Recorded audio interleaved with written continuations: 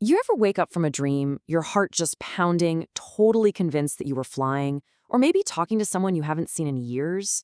And then, in the morning light, the whole thing just evaporates? It's this universal experience, right?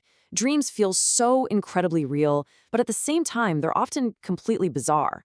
So, are they just random, meaningless noise from our brain? Or is there something much, much more important going on? Okay, let's dive right into this with a pretty wild statement from sleep scientist Dr. Matt Walker. He basically argues that every single night, without fail, all of us enter a state that if we experienced it while we were awake, would probably land us in a psychiatrist's office. I mean, just think about what's actually happening when you dream. You hallucinate, you see things in people that just aren't there. You're delusional, you believe things that are completely impossible. You're disoriented, your emotions are all over the place, and then to top it all off, you wake up and you're amnesic. You can't remember most of it. It's this fascinating paradox, isn't it?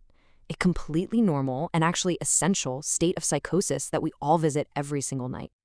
Now, our quest to understand this nightly madness goes way, way back. Thousands of years ago, we thought dreams were messages from the gods. Then Freud comes along and frames them as these secret windows into our deepest desires. But the whole game changed in 1953 with the discovery of REM sleep. Suddenly, the focus shifted from the mystical to the biological. And that brings us to today, where we're using neuroscience to try and decode what this nightly reboot is actually for. So let's break that paradox down. We're going to start with what's happening in your brain during its night shift. Then we'll explore a really cool evolutionary theory for why we dream. Look at how you can actually take control of your dreams. And finally, we'll take a peek into the future of decoding our own inner worlds. All right, let's get into the how. What is your brain actually doing for 8 hours while you're out cold? Well, spoiler alert, it's not just resting. It's actually one of the busiest and most important times of your entire day. This whole process kicks off in what's called non-REM or NREM deep sleep. Your brain cells aren't off. They're firing together in these beautiful synchronized slow waves. You can see it here. They cycle between these active up states and these really quiet down states. This rhythm is basically like a reset button, getting the brain ready for some serious maintenance work. A huge part of that maintenance is something called synaptic pruning. The best way to think of it is your brain is a garden.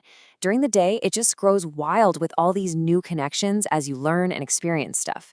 At night, your brain goes in and does some serious weeding, getting rid of the weaker connections so the really important, strong ones have room to flourish. It's a nightly cleanup that literally makes you smarter. So your brain has two main shifts. During NREM sleep, it's like a librarian, deciding which new memories are important enough to keep and stamping them into your long-term storage. Then, during REM sleep, which is when most of that vivid dreaming happens, the brain becomes this creative genius. It takes all those new memories and starts mashing them up with everything you've ever experienced, looking for brand new connections and insights.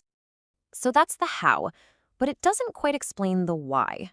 Why are our dreams so often weird and honestly kind of negative? Well, one of the most compelling theories goes all the way back to our evolutionary roots. Get this. Researchers have found that a staggering 2/3 of the dreams we have, that's 66%, contains some kind of threatening event. That's a huge number, right? It seems totally out of proportion to the actual threats most of us face in our day-to-day lives. So what in the world is going on? This is where the threat simulation theory comes in. It suggests that all those common dream themes, being chased, falling, even failing a test, they're not just random anxiety. They actually tap into our primal fears. The theory is that dreaming is basically a built-in virtual reality simulator that our ancestors used to rehearse how they'd respond to real dangers. So the key takeaway here is that your brain isn't just replaying your day, it's running simulations.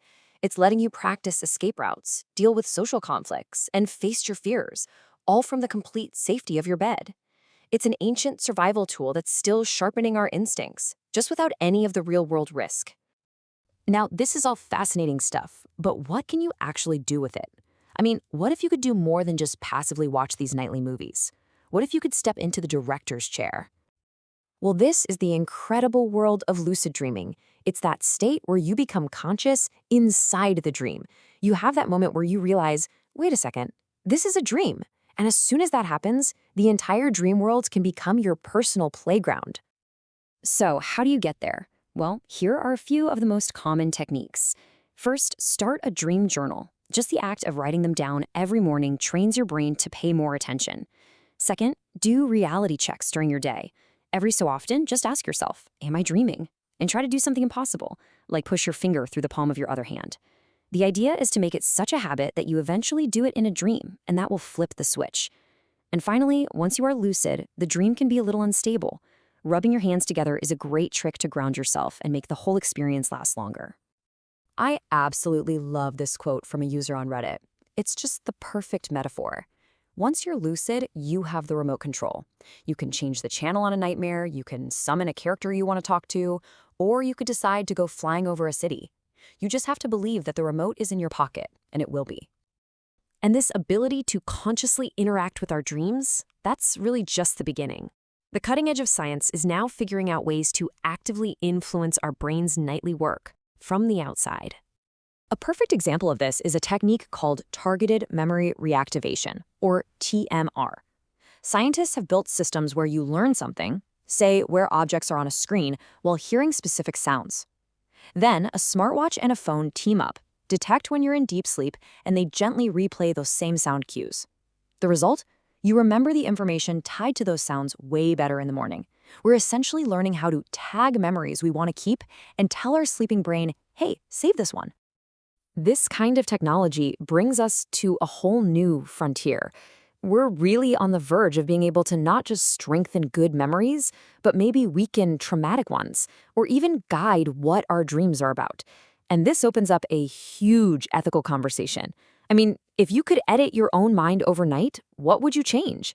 And who gets to decide what's okay to mess with? So, what does this all mean? For centuries, we have kind of dismissed dreams as just nonsensical fluff. But what science is showing us is that they're a deeply purposeful, powerful, and maybe even hackable part of our lives. They are a nightly therapy session, a primal training ground, and a fountain of creativity all rolled into one. You spend a third of your life generating this data from your own mind. Maybe it's time to start paying attention to what it's trying to tell you.